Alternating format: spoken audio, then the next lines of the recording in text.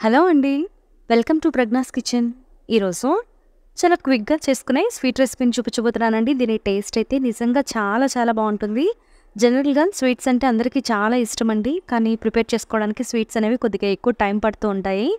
కానీ ఇక్కడ నేను చూపిస్తున్న ఈ అటుకుల స్వీట్ మాత్రం మీరు 10 మినిట్స్‌లో ప్రిపేర్ చేసుకోవచ్చు. అంత ఈజీగా ఉంటుంది. ఇంకా దీని టేస్ట్ అయితే నిజంగా చాలా చాలా బావుంటుందండి. మీకు ఎక్కువ టైం లేనప్పుడు స్వీట్ తినాలనిపిస్తే కనుక వెంటనే ఈ స్వీట్‌ని ప్రిపేర్ చేసుకోండి. చాలా టేస్టీగా ఉంటుంది. సో, డెఫినెట్‌గా ఈ స్వీట్‌ని మీరు కూడా ట్రై చేసి ఎలా వచ్చిందో నాకు కామెంట్ పెట్టండి. ఇప్పుడైతే లేట్ చేయకుండా వీడియోలోకి వెళ్ళిపోదాము. ముందుగా ఒక గిన్నె తీసుకొని కొలతల కోసం ఒకటే కప్పున వాడండి.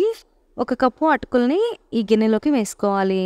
అలాగే కప్పు అటుకులకి ముప్పావు కప్పు వరకు పాలను వేసుకోవాలండి. ఇక్కడ నేను కాచి చల్లార్చిన పాలను కొద్ది కొద్దిగా ఈ అటుకుల్లోకి వేసుకొని కలుపుకుంటున్నాను. మొత్తం ఒకటేసారి వేసుకుంటే గనక పాలనేవి త్వరగా అబ్జర్వ్ చేసుకోండి. కాబట్టి ఇలాగ కొద్ది కొద్దిగా పాలు వేసుకుంటూ అటుకుల్ని ఈ విధంగా కలుపుకోవాలి. చూసారు కదండి, ఆల్మోస్ట్ అటుకులు పాలన్నిటినీ కూడా పీల్చేసినాయి. ఇప్పుడు దీని మీద మూత పెట్టుకుని పక్కన పెట్టుకుందామండి. అలాగే కప్పు అటుకులకు అరకప్పు బెల్లం అనేది చాలా పర్ఫెక్ట్గా సరిపోతుందండి. స్వీట్ అనేది మరీ ఎక్కువగా అవ్వదు, అలాగే తక్కువగా ఉండదు. మీరు కావాలనుకుంటే ఈ బెల్లం ప్లేస్లో పంచదారని కూడా వాడుకోవచ్చు. అలాగే స్టవ్ మీద ఒక చిన్న పాన్ పెట్టుకొని 1/2 టేబుల్ స్పూన్ నెయ్యిని వేసుకోండి. ఈ నెయ్యి కరిగేంత వరకు స్పూన్తో ఈ విధంగా కలుపుకోవాలండి.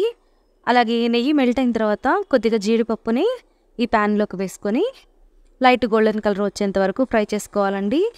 ఇప్పుడు ఇందులోకి కొద్దిగా కిస్మిస్ కూడా యాడ్ చేసుకొని మరొక 30 సెకండ్స్ కనుక వేయించుకున్నారంటే చూసారు కదా, జీడిపప్పు కిస్మిస్ అనేవి చక్కగా వేగిపోయినాయి. ఇప్పుడు వీటిని తీసుకొని పక్కన పెట్టుకుందామండి.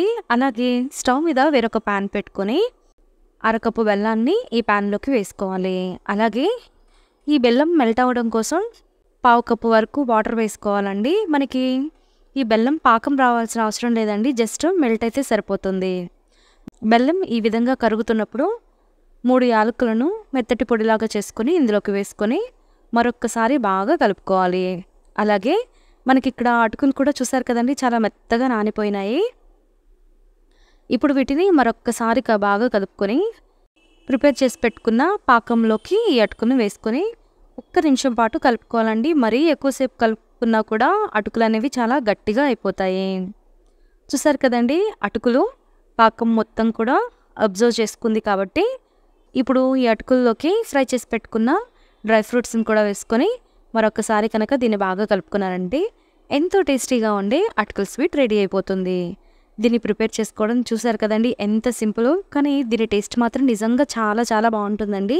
ఒక్కసారి కనుక ట్రై చేశారంటే కూడా ఎప్పుడు స్వీట్ కావాలన్నప్పుడల్లా ఇలాగే ప్రిపేర్ చేసుకుంటారు. అంత టేస్టీగానే ఉంటుంది, అలాగే ఎంతో సింపుల్గా కూడా ఉంటుంది దీని ప్రాసెస్లో. సో డెఫినెట్గా మీరు కూడా ఒకసారి ట్రై చేయండి. మరి ఈ రెసిపీ కనుక మీకు నచ్చినట్లయితే ప్లీజ్ నా ఛానల్ని సబ్స్క్రైబ్ చేసుకొని పక్కనే ఉన్న బెల్ ఐకాన్ని క్లిక్ చేయండి. అలాగే ఒక్క లైక్ చేసి షేర్ చేయండి.